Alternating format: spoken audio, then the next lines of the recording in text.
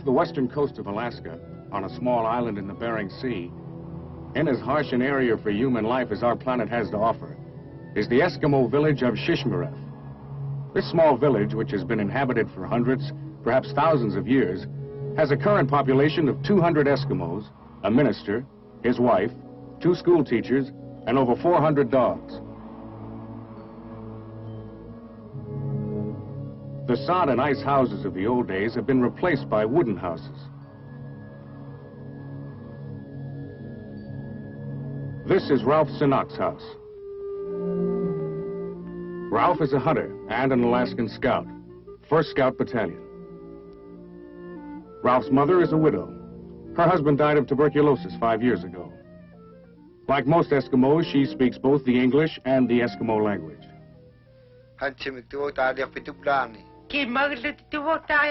Coffee, hot cake, bacon, runny. Daniel is Ralph's younger brother, who would rather go hunting with Ralph this morning than go to school. Yeah, I know where to.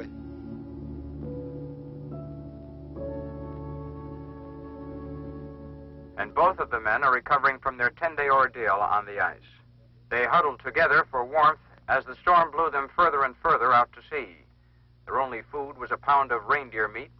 They praised the Army helicopter pilots who saved them.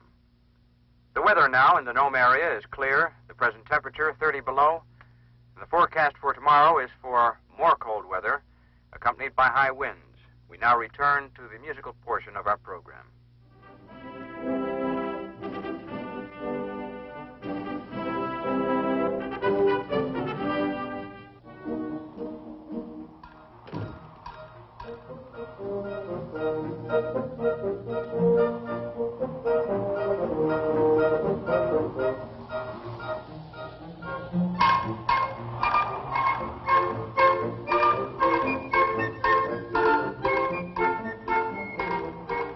Daniel has the job of harnessing up the team. The job was not assigned to him, he volunteered. The dogs are about the same weight as Daniel, so it was an even struggle.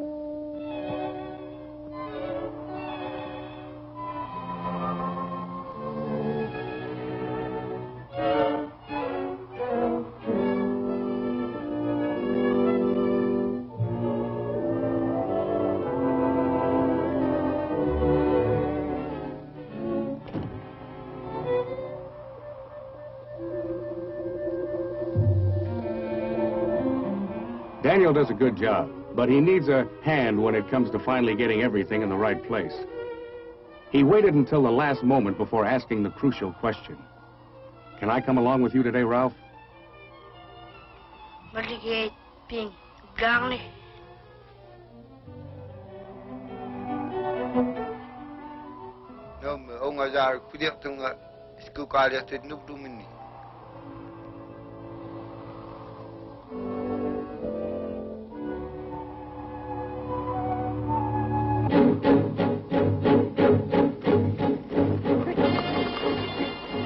It isn't that Daniel doesn't like school. He just likes hunting much more.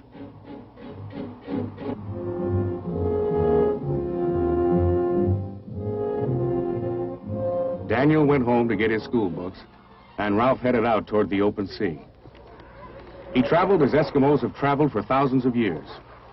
His sled was made of driftwood found along the shoreline in the summer. A team of huskies pulled him over the ice. His clothes and boots were made from the skins of animals he had killed.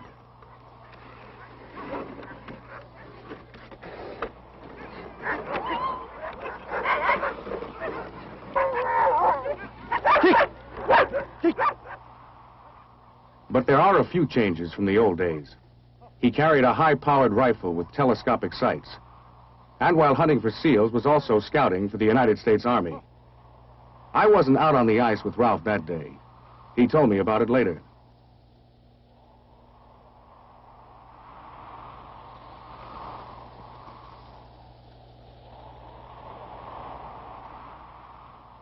At the edge of the sea, in an area where he should have found seals, he spotted something very different.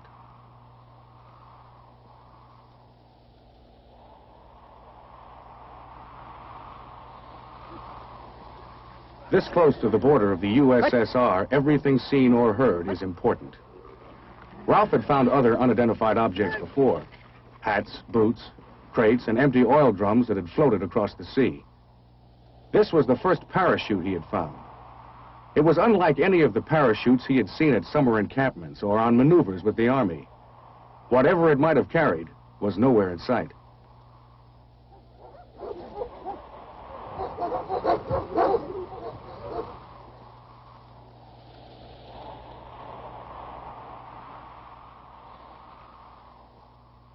Ralph decided to cancel his hunting trip and to contact 1st Battalion Scout Headquarters in Nome immediately.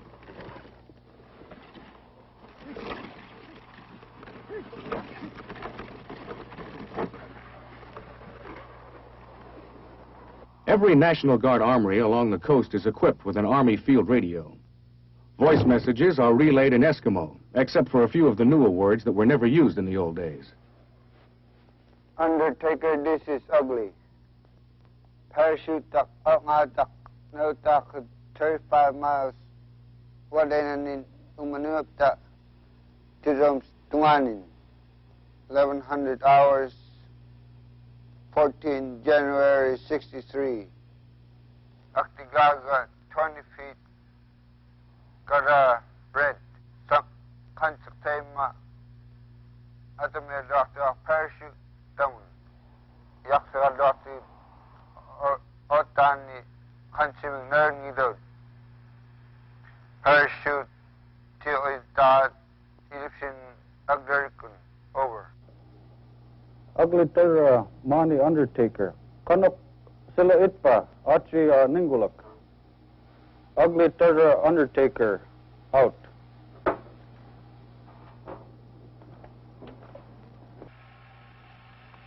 Have Sergeant Celine phone this into G2 right away. Yes, sir.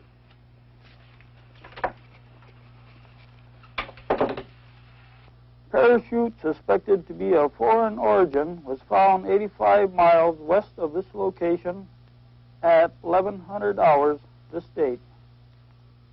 Indications are that something was attached to the chute. At U.S. Army Alaska Headquarters, Fort Richardson, Army intelligence had been planning a long-range patrol to gather terrain reports on the Seward Peninsula. Lieutenant Vasca and I were chosen for this patrol and equipped for an Arctic journey. We were to fly nearly 1,000 miles from Anchorage to Shishmaref, and then go by dog sled teams across the Seward Peninsula to Nome. When the scouts' message arrived from Nome, a search of the parachute area was added to our original assignment. We took a last look at Anchorage, a large, modern, cosmopolitan city.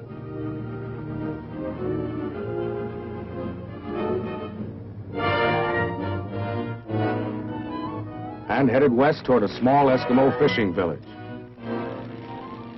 We skirted the highest mountain peaks in North America, made one refueling stop, and finally sighted the flat coastal regions across the mountains. The NCO in charge of the scouts at Shishmaref, Ray Ningaluk, was waiting for us at the airport.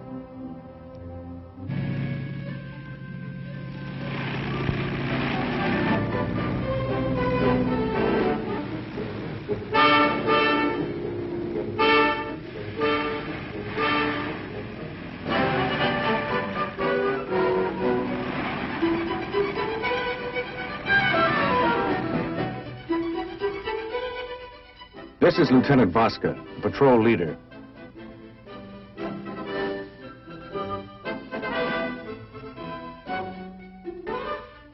And finally myself, PFC Hickey, patrol photographer and observer. My first observation was that the Eskimos in Shishmaref were among the friendliest people I had ever met. They greeted us warmly and then carted off our food and baggage.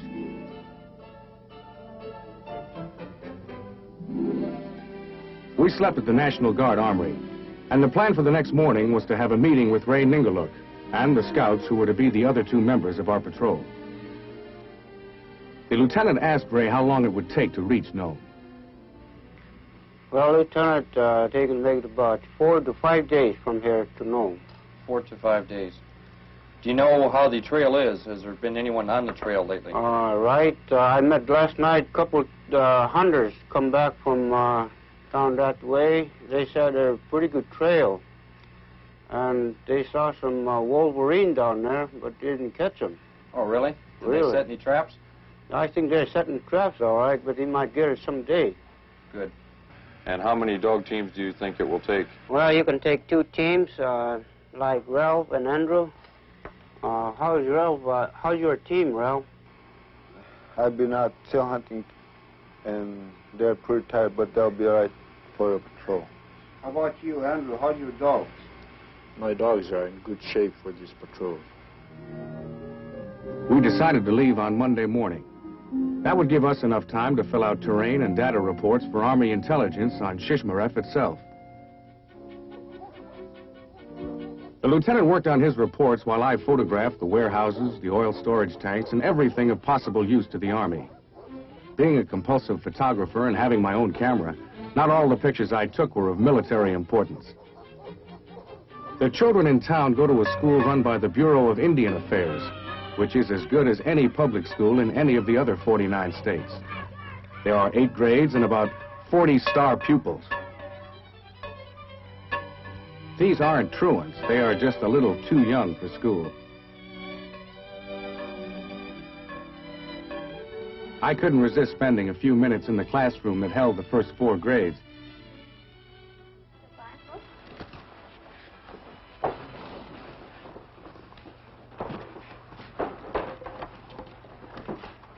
Now, yesterday we were talking about structure, and does anyone remember what structure means? Clara? Structure means how an animal looks. Right, very good. Now, let's think about this. What's the difference in structure between a fish and a bird? Daniel? The bird has wings. The fish has no wings. The fish has no feet. The bird has feet. While I was getting an education, Ray and the lieutenant were off gathering additional terrain information for our reports. I learned later that they also managed to get in some fishing. The ice this time of year is about 5 feet deep. Ray pulled in one tomcod after another.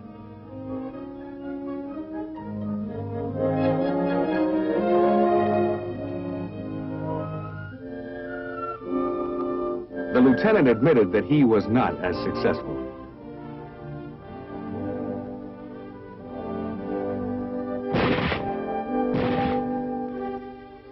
Ray took us seal hunting.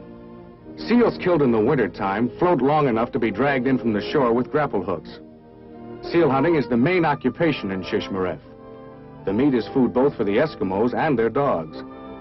Seals are worth cash in bounties paid by the government to protect the salmon industry in Alaska.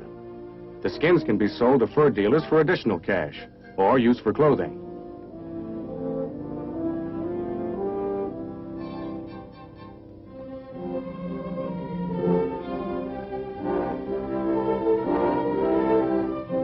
You can find seal skins drying all around the village. The women make jackets, pants, and boots from the skins. Even the intestines of the animals are dried and made into raincoats.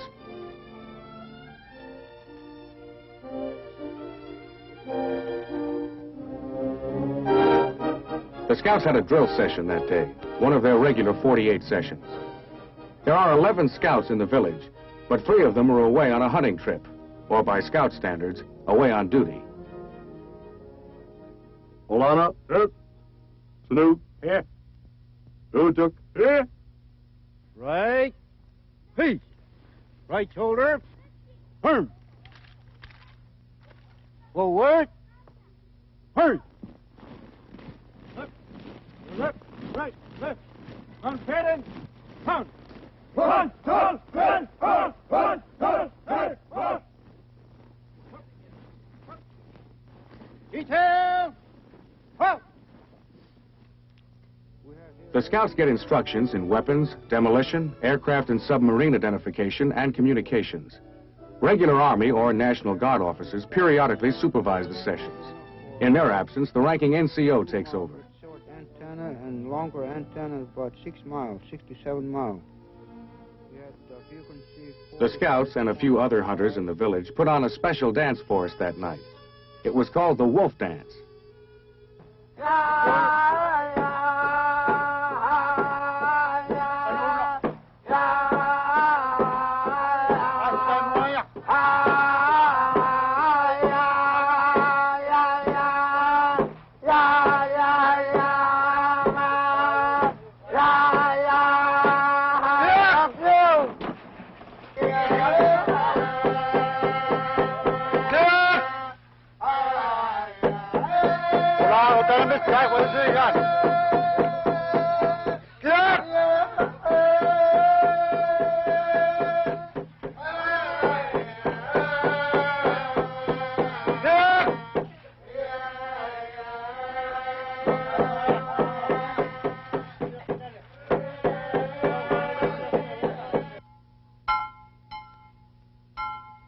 On Sunday, the morning before we were to leave, we attended services and heard the Shishmaref Church Choir.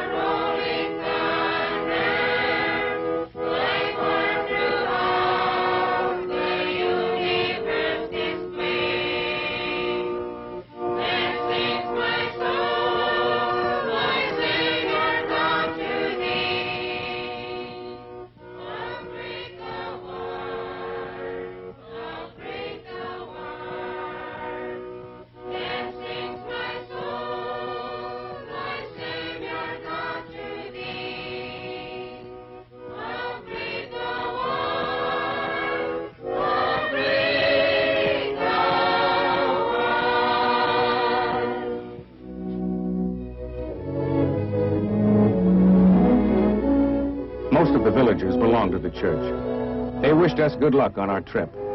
And the next morning, the patrol was on its way.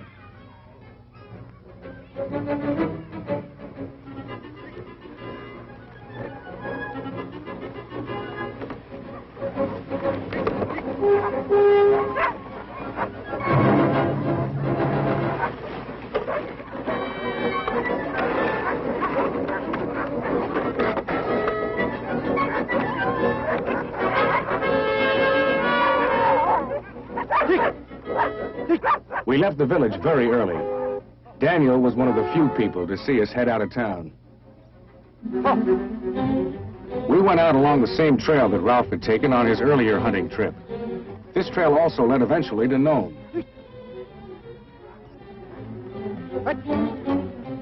I felt great. We had an exciting mission ahead, 2 expert guides, and 2 teams of dogs who could pull us smoothly all the way to the North Pole, or so it seemed.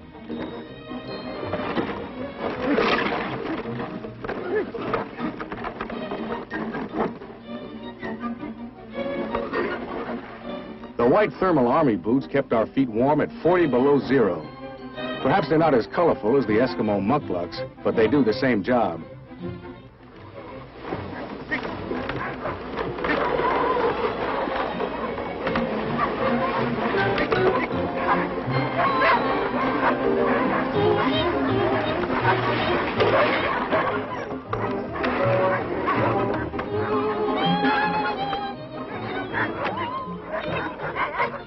After 10 miles or so, my face was nearly frozen. I was hungry, tired, and I found out that the dogs don't do all the work. We ran with them and helped to pull the sleds over the rough spots.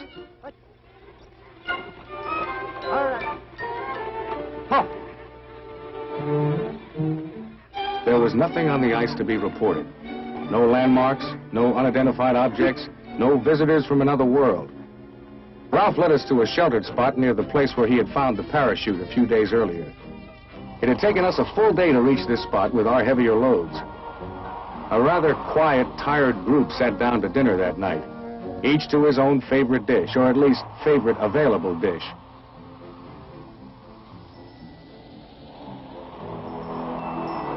The lieutenant favored sea ration chocolate bars. Andrew preferred fresh frozen tom cod. My choice was sea ration beef stew. Ralph liked seal ribs.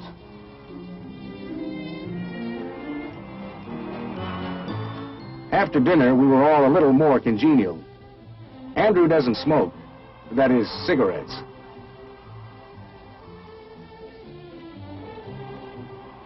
I've always thought cigars were for warmer climates, but from now on, I'll remember Andrew enjoying a stogie out on the frozen sea.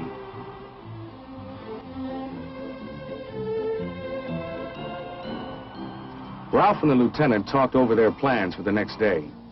If we didn't find anything fairly rapidly, we would have to move on. Our food supplies were limited. And while we could live off the land as the Eskimos do, that might be pushing our luck. The weather looked good at the moment, but might change suddenly. The lieutenant and I had a small Army mountain tent for shelter. We took our boots off inside and slept in double sleeping bags. Ralph and Andrew, who liked to travel as light as possible, used the sleds as shelters. Their sled covers gave them protection from the wind.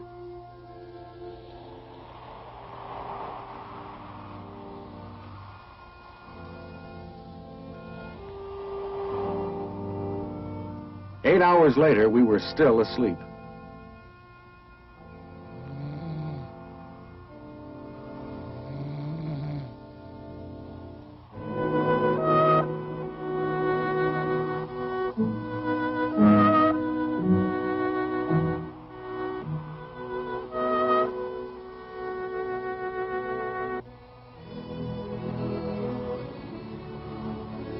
The early morning Arctic air was a shocker.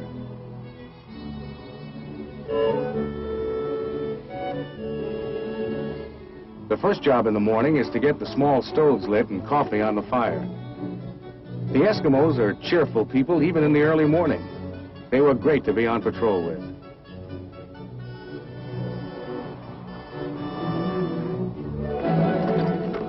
We spent the next morning searching the surrounding area. By this time, Andy and I were good friends, partners hunting for something we weren't sure existed and weren't sure we were ever going to find.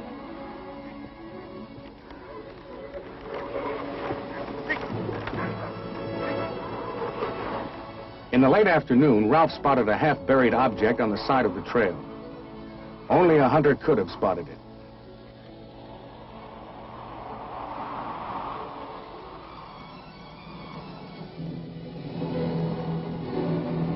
It seemed to be a radio transmitter of foreign origin. When the lieutenant saw the broken shroud lines, he knew that this transmitter was connected to the parachute that Ralph had found.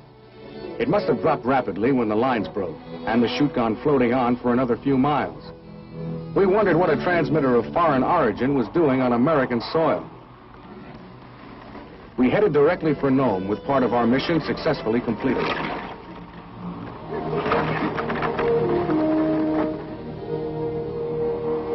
After 3 days of traveling, we spotted an isolated, deserted building along the shoreline. It might have belonged to a fur trader or a gold miner many years ago who went broke, as many of the old-timers did, or perished in a storm. The lieutenant decided to use it as a shelter. He located it on our maps for future Army patrols who might also welcome it as a shelter or as a landmark.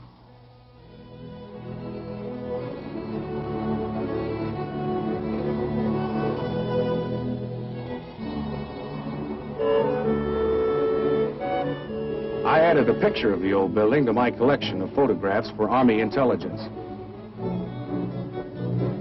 We rested our dogs, repacked our sleds, and started out along a familiar trail of ice and snow. We stopped to check our maps, collected as much additional intelligence data as we could, and kept moving to reach our destination before our food supplies ran out. It would have been very difficult to live off the land in this region. After a 5-day journey with both our dogs and ourselves pretty well done in, having covered approximately 160 miles, we arrived at the outskirts of Nome.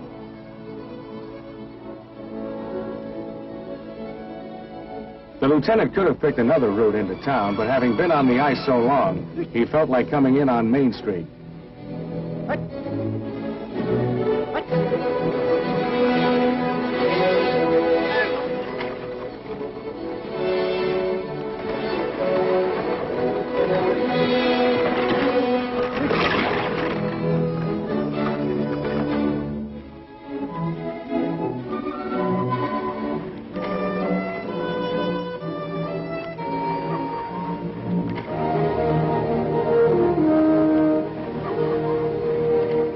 We left for Fort Richardson with our intelligence reports and the transmitter, which turned out to be a Russian weather instrument that had blown off course. Finding this small object on the vast frontier proved the merit of the Army's system of border scouting and patrolling. Ralph and Andrew headed back to Shishmaref. We heard that they arrived home safely on Friday.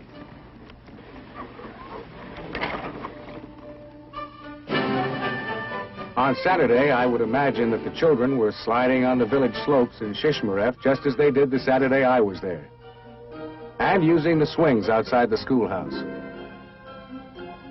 Ralph told me that he planned to go hunting to catch up on the family food supplies. He said he was going to take Daniel along with him to teach him the ways of hunting and scouting, how to survive in temperatures of 60 below zero, how to make his way through storms, to find and bring back the elusive sea animals. What Daniel learns in school and learns from Ralph will help him to survive in a changing Eskimo world on the Bering Sea, guarding his country, his ancient traditions, and our northwestern frontier.